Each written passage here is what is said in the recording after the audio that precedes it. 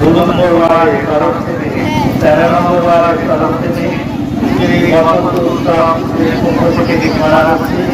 প্রধান উপদেষ্টা তারপর আমি আন্তরিক অভিনন্দন জানাই।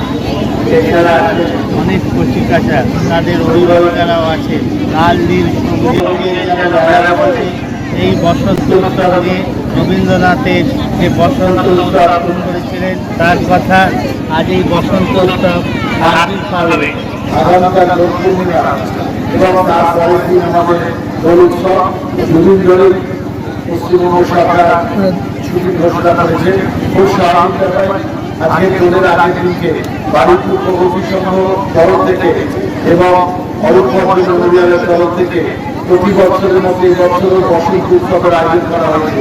এখানে উপস্থিত রয়েছে যিনি এই ওয়ার্ডের বসন্ত উৎসবের উদ্যোক্তা তাপস ভট্ট, 13 নম্বর ওয়ার্ডের কাউন্সিলর, 2 নম্বর ওয়ার্ডের কাউন্সিলর উপস্থিত রয়েছে, অজস্র আহমেদ এবং আরো কর্মকর্তারা সবাই উপস্থিত রয়েছে। অত্যন্ত সুন্দর পরিবেশে বিভিন্ন সংস্থার তরফ থেকে নৃত্যানুষ্ঠানের মাধ্যমে দোল উৎসবকে বরণ করে নেওয়া হয়েছে। কবিগুরু রবীন্দ্রনাথ ঠাকুর সাম্প্রদায়িক সম্প্রীতিকে অক্ষুণ্ণ রাখার জন্য তিনি এই দোল উৎসবের সূচনা করেছিলেন। আগে বসন্ত উৎসব শান্তিনিকেতনে পালিত হতো। সারা বাংলার বিভিন্ন প্রান্তে প্রান্তরে আজকাল পরশু তিনদিনই বসন্ত উৎসব পালিত হচ্ছে।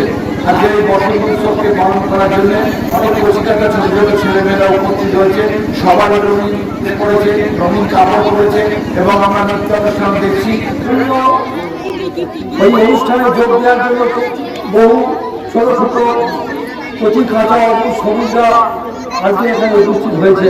আমরা জানি বসন্ত উৎসবে যদি অতীত বর্ণনা করা যায় তার স্মৃতি অত্যন্ত মধুর যুক্তিযুক্ত কারণ রয়েছে।